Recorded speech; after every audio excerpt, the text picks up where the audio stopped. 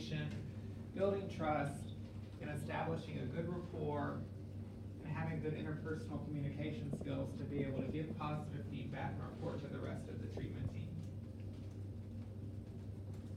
And all of this development of the positive relationship is focused on patient-centered care.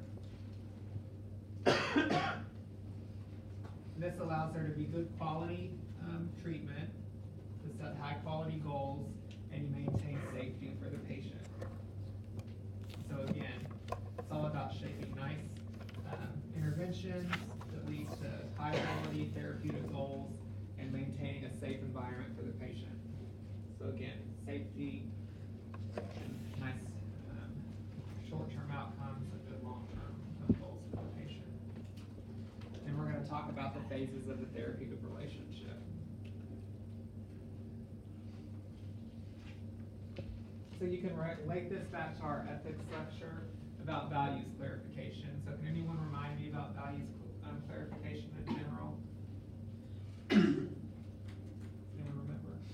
Introspective. Yeah. It's how you take your set of values and beliefs and then you apply it to yourself. So the therapeutic relationship, so just definitely take note that this plays a role in the development of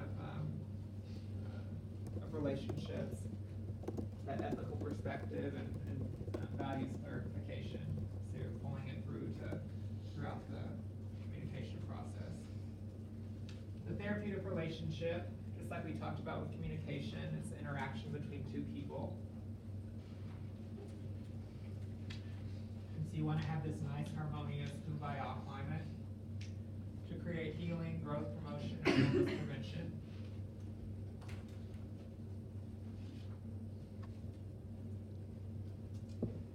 And for you as the nurse, you fulfill this role in many different ways, and you wear lots of different hats. So the psychiatric mental health nurse, instead of like the med-surg nurse or the OB nurse or these other specialties, you're fulfilling so many different roles. So you start out in a very difficult role, and like you as a nursing student, you see this when you're in clinical. You're a complete stranger to the patient, and you're up against a lot of different obstacles that you have to overcome. And so you have to figure out how to frame yourself to the patient to gain trust very quickly a lot of times, sometimes in just a day, because the patient's length of stay is going to be so short in a lot of our settings. And so you have to overcome sometimes a very difficult background and trauma history to be able to move forward. And you have to shape yourself into this resource for the patient. So you can teach them all about medications, treatment outcomes and goals, shape interventions for the patient, and then be able to lead them in this, positive direction. And then they start viewing you as this technical expert in your field. You can act as a counselor to the patient and help move them in this positive direction based on the interventions that you've set. And what techniques do you use to do all this? What type of, it's blank techniques, interpersonal. Yeah, you want to use interpersonal techniques. That's something to take note of here. Highlight right in on that slide. And one way that you can do this and maintain that therapeutic nurse-client relationship, as we said, we don't want to demean the patient in any way. And so we want to view the patient as a unique human being. That's very, very important. So the patient's been abused and traumatized throughout their entire life. And a lot of times they've adapted to the system as such, and so they can be very manipulative. And they'll just continue that cycle of behavior with you, because that's what they're conditioned to. Remember, we said that attitudes, values, and beliefs are shaped by the experiences that they've had, what they've been exposed to. And so you're trying to break that cycle and reshape what they've learned, and expose them to new habits and to have them develop new habits. And so you're trying to make them reshape their focus and to have this goal-oriented behavior. And to do this, you want them to focus on positive change. So that's kind of like a highlight red pen thing. You want positive change in the patient's life.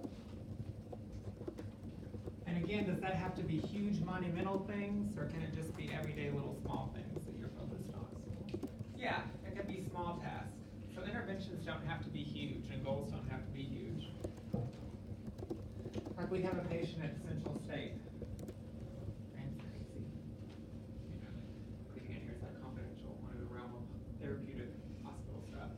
But I mean, when you have a patient like her, that when she doesn't get attention, he says, just like last night when I was working, we were talking at the nurse's station, we're all getting to know each other because I'm new. So she hears laughter, she hates it when other people get attention. She heard us laughing and she said, F you, I'm gonna take a shit on the floor. Okay, well if she's able to just maintain sleep and say, can someone come and talk to me because she wants attention, that's way better than taking shit on the floor.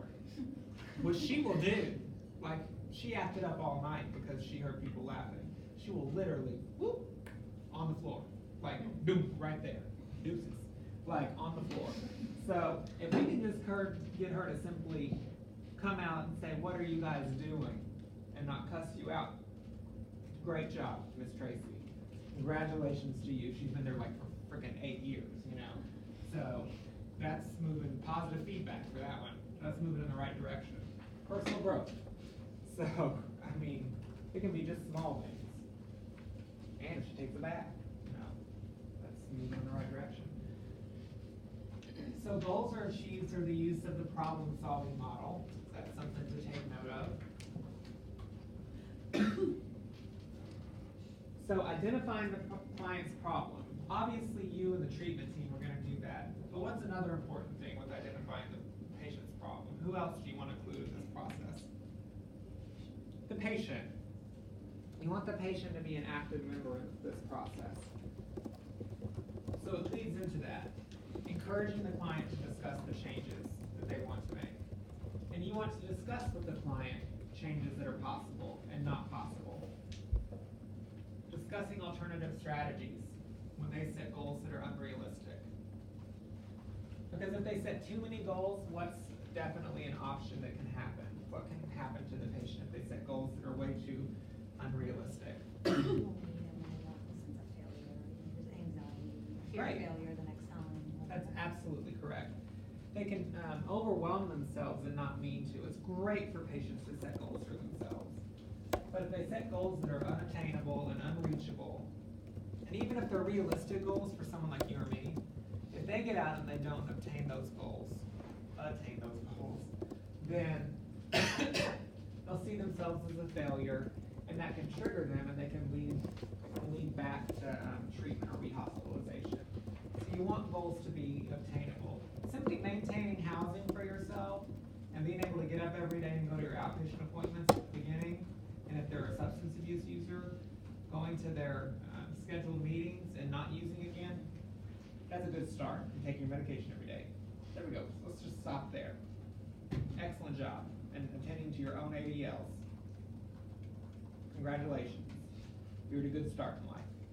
Like, some of them are like, I want to go to school, I want to do this, I want to be just like you and be a nurse. Later. We'll tackle that in a year or two. Like, you don't even need to go there. Let's just, how about you get up and take a bath every day and you make it to your outpatient appointment once a week or something. You know, you don't even, but congratulations for thinking big. But let's start small. Let's say it in a very nice way. It's getting close to 5 o'clock. It's 5 o'clock somewhere. So it's about 5 o'clock here. So I'm starting to be becoming non-therapeutic. So you always want to weigh the benefits and the consequences of each alternative. Make sure you're taking into consideration the patient's past. Lead them to develop their own alternative. You want to encourage that client to implement change, and so you're setting interventions to push them in that direction. Like I said already, you want to provide positive feedback for any type of momentum that they have. constantly evaluating the outcomes that they make. And what's the big thing? We evaluate the outcomes and then we do what? After we evaluate outcomes. Pardon me? And reevaluate. Reevaluate. And after we evaluate and reevaluate, what do nurses always do? We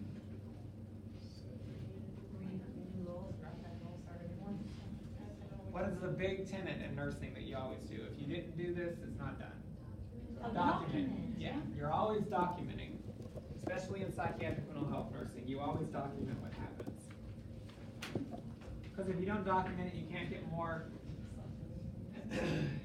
you can't successfully identify treatment modalities and outcomes. You can't get more funding for things, insurance. Believe me, psychiatric nursing, I mean, they love in med-surg they'll take any little shred of the worst documentation possible and say, we can keep that patient more because we'll charge $18,000 for a Tylenol. In mental health, they're like, they've been here 3 days, that's all insurance is paying for, get them out. Well, they just chopped a rat's head off and ate it. They're fine, there are plenty of rats, get them out. Like, we don't care. You know, they're like, well, they also ate a cat. You know, it's fine, Humane Society's budget's low, get them out, they're helping the public. And they eat people. Yeah, they eat people, and they're like, well, there's really bad people in the world. So even Washington, you know, they're like, you know, and they're like, they don't care, you know. And they're like, well, they just went to Kroger. They're like, we prefer Winn-Dixie or something. I mean, they'll come up with any excuse. So it's horrible what they do. They just aren't very supportive of mental health. So UM's always like, document, document, document. So which is the primary nursing goal in establishing a therapeutic relationship with the client? Well, she's like, don't even read it. We want to get out of here. Yes. So of course they want the patient to develop communication skills, but those communication skills are always going to be aimed towards the growth of the client. The nurse doesn't matter. You don't matter. It's not focused at us, so it's always about the client.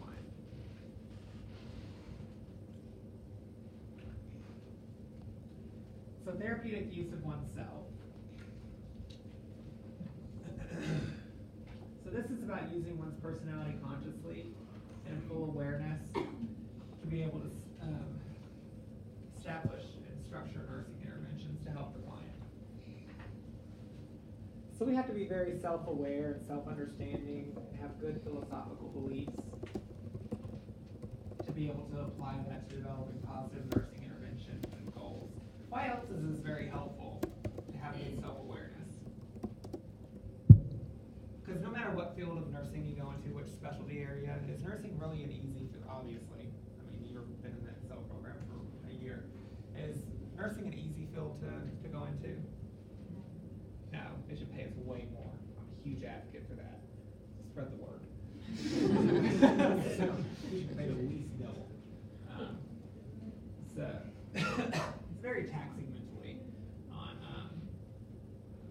on us for what we do. I mean, you'll see that when you get out into the field, that you have huge responsibilities, and you guys at least you guys are somewhat older, you've at least got degrees. For the students in the traditional program, when you look at them and they're like tweens, you know, and they're like 17 and a half or 18, you're like, oh Lord. First of all, I never want you to be my nurse because you're like sexting right now or something. You know, hey, I'm a psychiatric professor, like nursing professor, and I work in psych, and I'm like, oh God, I'd die if you were taking care of me. First of all, I don't want you to see me naked or if I'm in the hospital or something. Second of all, it's just scary to think that it would have sense. So I freak out. But you know, you guys have huge responsibilities. You're going to be in charge right when you get out of the hospital, like right out of nursing school. You'll be charge nurse immediately. So it's very taxing. So you have to be very self-aware. So gaining self-awareness. We talked about the values clarification aspect, but when you apply this, these are things that you definitely need to know for the exam. So you've got beliefs, attitudes, and values. So we've talked about this briefly from the ethical perspective, but a belief is an idea that one holds true. And this can take several different forms. So you've got rational beliefs, irrational beliefs, and then faith-based beliefs. So So what do you guys think that rational beliefs are?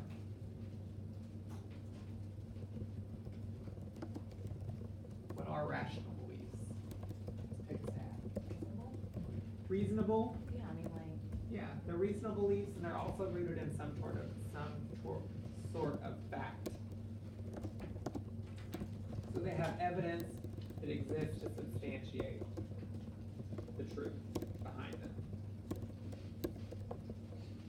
So they're ideas for which objective evidence exists to substantiate that belief. Irrational belief, if someone has an irrational belief,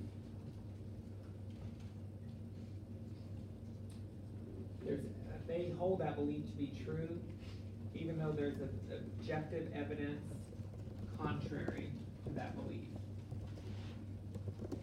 So with your delusions and hallucinations, there's obviously evidence to suggest that that belief isn't true, yet your patient or even the person or individual still believes that to be true, even though you prove it to not be true. You want to shadow it out.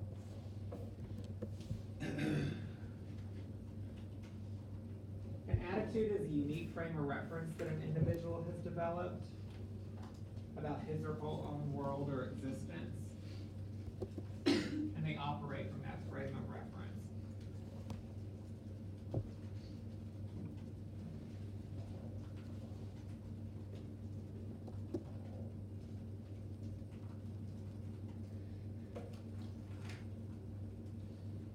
And the important thing about values is values are very abstract.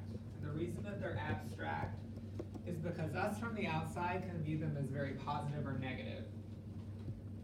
However, the person that holds these values, they can be completely flipped from how we view them. We might view somebody's values as positive or negative, but to the individual that holds those values, they can be completely fine.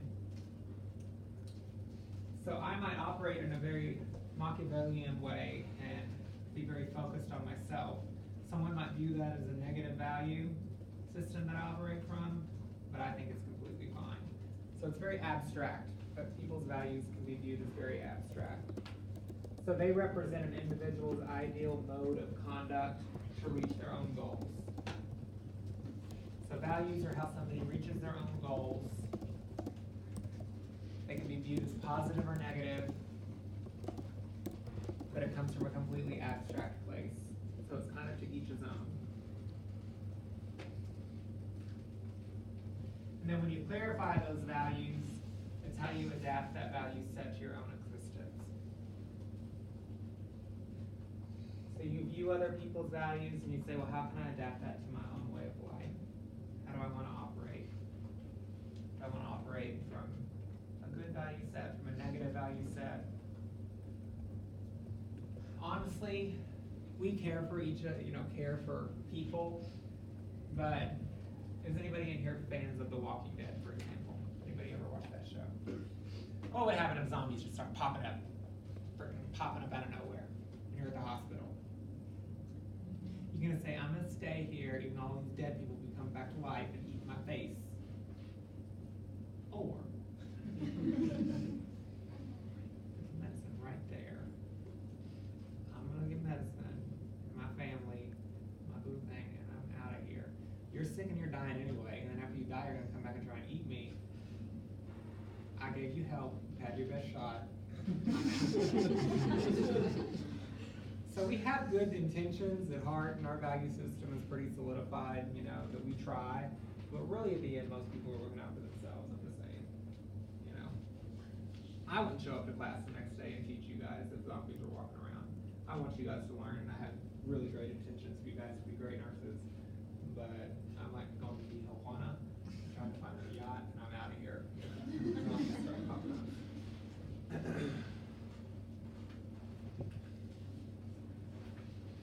Okay, so when you look at characteristics that enhance the therapeutic relationship, these are pretty common sense. So what is rapport? And how does it affect the relationship in a therapeutic sense? Everybody says, oh, I have a great rapport with that individual. What's that mean? Yeah, you're able to just talk with that patient. You have good interpersonal communication skills. that individual favors you over other people. Obviously, trust is essential to having a good rapport with an individual. Same thing with respect. That denotes that you have good character. If you show genuine concern for an individual, again, that denotes that you have good trust and you've developed a good relationship. What's the difference between empathy and sympathy? Empathy is the ability to put yourself in someone else's shoes and identify with what they're going through. And sympathy is simply feeling sorry for somebody else. So here's the definitions. Rapport implies special feelings on the part of both the patient and the nurse. And encompasses acceptance, warmth, friendliness, common interests. So that common interest is, the sharing of interventions and goals, that trust and non-judgmental attitude.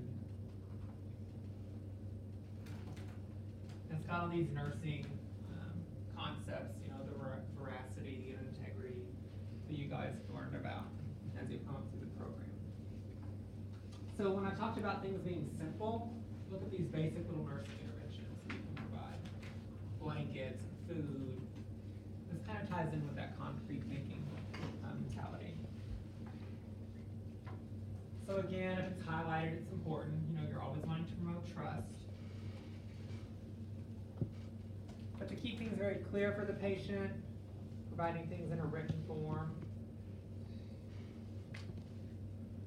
Showing interest in what the patient's doing by attending activities. You as the nursing students are doing this by going to groups with the patients.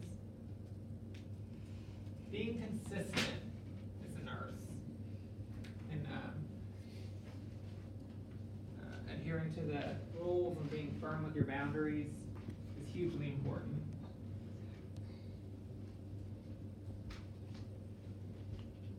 And being collaborative in your decision making. So what can you do as a nurse about being collaborative with your decision making? Obviously you're going to be part of the treatment team, but what can you do as a nurse on the unit and show collaborative team making abilities? Who can you include in that? The patient, and you can also include other members of the unit staff, the unit coordinator, the techs. Because a lot of times they're even around the patient more than you are. I mean, you're busy running the unit, especially if you're the charge nurse. And so they have a very good rapport with the patient. So take their suggestions into consideration. So you can show respect to the patient by doing these things, calling them by name. I always call the women Miss whoever, Miss Dorothy or Miss Betty, alert. I always call them Miss, and then the guys just call them by their first name, but unless they're old, then I'll call them Mr. Like I said earlier, you can promote privacy whenever you're changing them or doing a skin assessment or giving them shots or something like that. So here's your terms of genuineness and empathy, which we talked about earlier. So here's our phases of relationship development. So this is almost like a pre-assessment. So you're obtaining information from the chart and from examining your own fears and obtaining information from others on the healthcare team. What's significant about this phase, though? What do you notice that's unique? Where's the patient in this phase? Are they present? No. So make a note of that. If the question's being asked, and see where the patient's at in all these phases. When you start getting questions on the test about these phases of relationship development, if the patient's present or not, because that'll help you identify which is the correct phase to pick. This is a little testing hint. So this introductory phase, you're trying very hard to rapidly create an environment for trust and rapport. You're trying to establish contracts for success and to build these interventions. are gathering real-time assessment data, and you're looking at what the strengths and limitations are of the patient. Obviously, like with Keontae or whatever his name is, rape kit guy. He likes humor and like laid-back interaction. I don't think he would deal very well with like being really trying to be very forceful and like talking to him very aggressively. But you can set boundaries with him in an easy way, and he'll respond to it and follow your instructions. And so you have to see what the best way to approach your patient. In the orientation phase, you're developing your nursing diagnoses, you're setting goals with the patient, you're developing plans of action, you're exploring the client's feelings and how you fit into those with the nurse. And this is the harder and more difficult phase because you're trying to maintain that trust and rapport. But what's the patient going to be more likely to do in this phase? This is kind of a honeymoon phase, your orientation phase. Now what's the patient going to probably be doing in this phase? Their length of stay has gotten a little longer, so what are they going to do? Yeah, they're going to show their ass in this phase. So let's be proud. So you're going to have to maintain trust and rapport. So you're going to be disciplining the patient in this phase, therapeutically. And so you have to be able to give them shots, or put them in restraints, or talk them down from a situation, and then things be okay, an hour later. And so you have to utilize that problem-solving model in a very positive way. And overcome resistance behaviors. So how are you going to overcome resistance behaviors that the patient exhibits?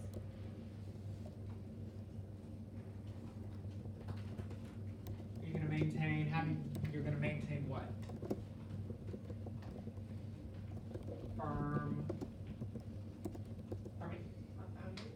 Maintain firm boundaries. Uphold therapeutic communication techniques, maintain firm boundaries, don't let the patient manipulate. Explain what you're doing, explain why the patient's getting any medications or PRN medications, why you're utilizing seclusion or restraints. Do so in a respectful manner, don't be demeaning. If you utilize restraints, what do you want to do? You want to, the order might be for 2 hours, but when do you want to let the patient out? As soon as possible. And explain why, because you've met these outcome criteria, you've met these goals, you've been calm, you allow us to give you your medication, I'm proud of you for doing that. Or you've contracted with me that you're going to be safe, that you're not going to throw the TV remote at anybody's head again, or break anything else, so, hopefully we'll be safe. Now, this is something that's interesting. It's transference and countertransference. This happens more than you think. So transference can happen when the patient transfers past behaviors, trauma history, or something onto the nurse. It's going to be very dangerous because then they want to kill you or something. So you don't want this to happen. So this is when the relationship transitions into an untherapeutic realm. You might need to give your duties to somebody else, or maybe stay off the unit. Countertransference, and this can also be a bad thing because maybe you remind them of somebody that they deeply love and admire, and you definitely don't want that either. So, countertransference is the opposite. This is where the nurse develops those types of feelings or aggressive tendencies towards the patient. This could be a big problem as well. So these are the types of feelings that can interfere with the therapeutic relationship, either disliking the patient too much or liking the patient too much, quite simply. So be very careful of those types of things.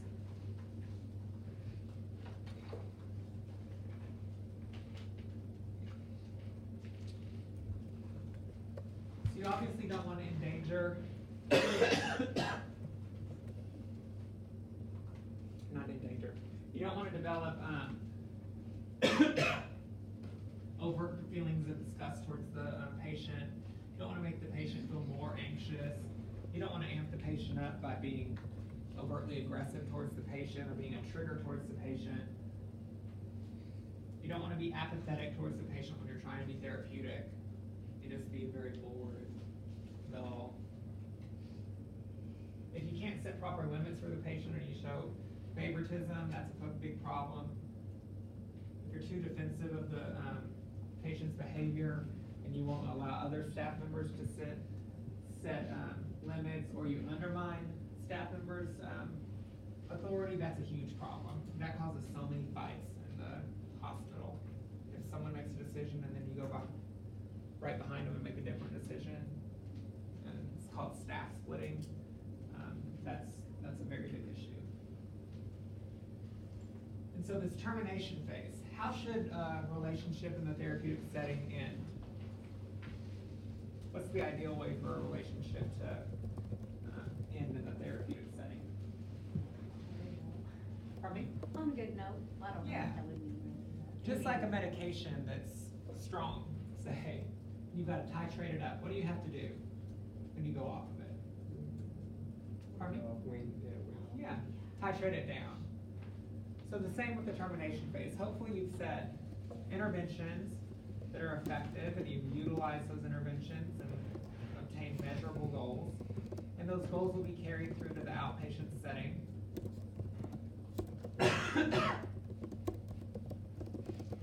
And then after that, the patient understands that his treatment's coming to an end, but you prepared for that. So he knows that his goals are going to continue, his interventions are going to continue in the outpatient setting, and that he's prepared to move on out of the hospital.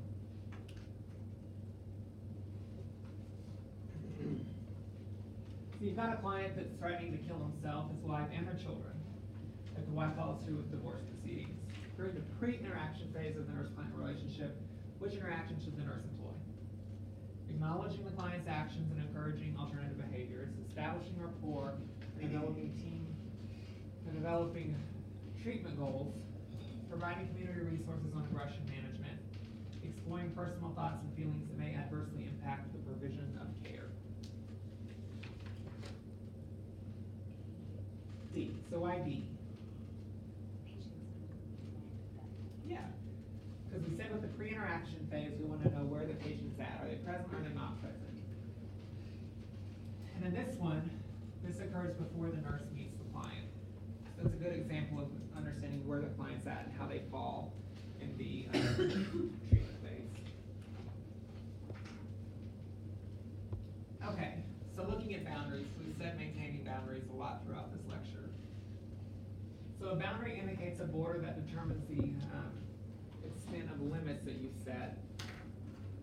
So we know that we want to maintain professional boundaries, personal boundaries, social boundaries. So in terms of social boundaries, be careful what you post on social media, like in terms of clinical, because that has profound effects on what the school can do. Don't be friends with patients on social media. Like when I was supervisor one time, I was doing rounds throughout the hospital, and she was a coworker of mine. She's just an acquaintance, not a friend. But she was a mental health tech, and I'm walking through, and someone asked about a patient that had been discharged a week or two before, and she was like, "Oh, he's fine. I was Snapchatting with him the other day." Snap a what? And I mean, I like turned like my head on a swivel, and I was like, "Oh, Jesus." I was like, "Come on." So I had to take her off the unit, take her keys in her badge, and they had to do an investigation. She ended up getting fired. Sure enough, she Snapchatted. He was 52 and she was like 20. So guess what they were Snapchatting? He was snapping a and sure enough, you know, screenshotting and didn't disappear like a snowflake like it's supposed to.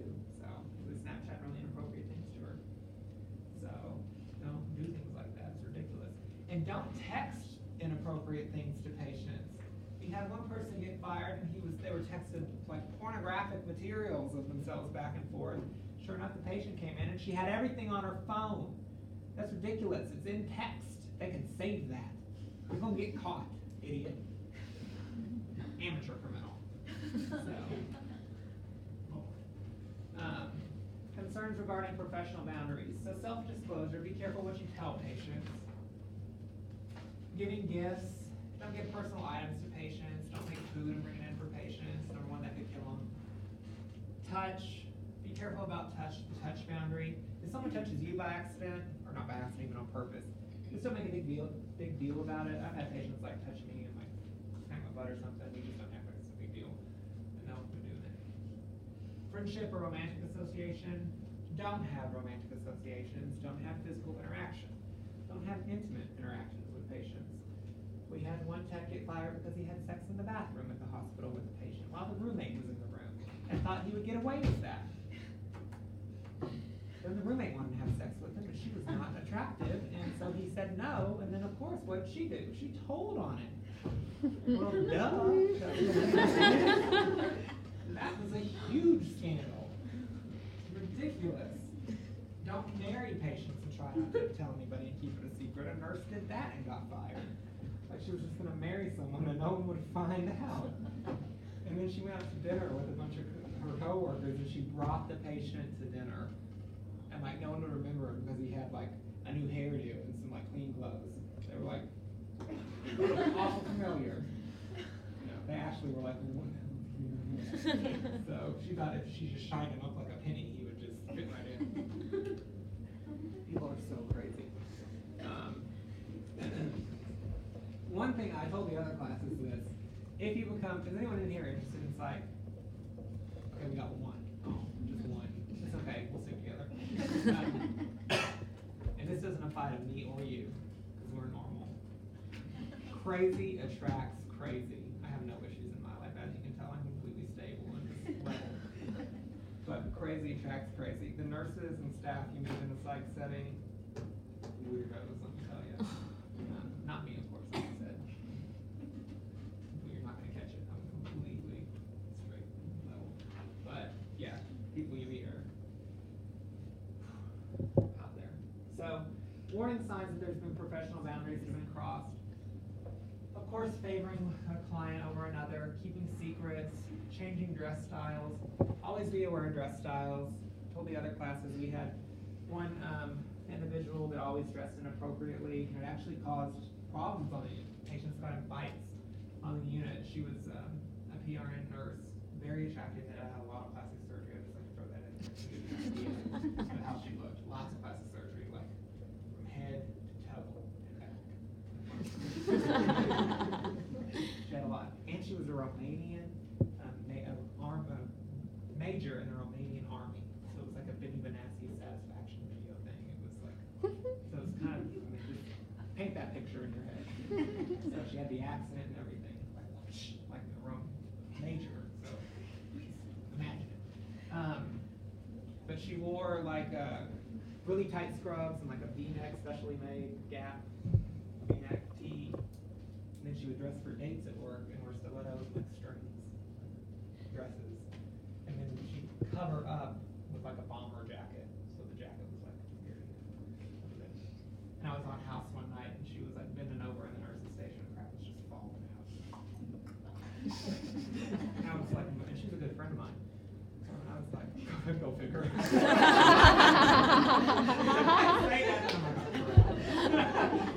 And I was like, Maria, I was like, you've got to cover all that up. Like I could have got the duct tape from the one guy and taken it to her. But I was like, you've got to cover. You can't change back into your clothes and then put something over those clothes. I said, you can't change them while I'm supervised tonight. If they catch you on camera and that, we're both going to get in trouble because I'm allowing you to be at work like that. And she's like, what's wrong? I was like, you're starting the client and the patients are getting all upset because you won't pass meds to them and stuff. Everybody wants you to pass meds. So she had to quit clearing stuff to work. Nurse manager actually talked to her. But yeah, inappropriate dress can cause a lot of issues. Don't change client assignments to care for a particular client. Don't pay special treatment to one client over others. Don't spend free time with a client. Don't stay in their room by yourself. No, I mean, we wouldn't know this unless you, but hey, having sex in the bathroom, so you never know. I mean, don't think about the client, definitely don't tell us what you're thinking. It's happened somewhere, I'm sure. You know what I was thinking the other day? I mean, people are not going to do stuff at work. Don't share your personal information with patients. Don't give out your cell phone number. Don't give or get out of here at 5:20.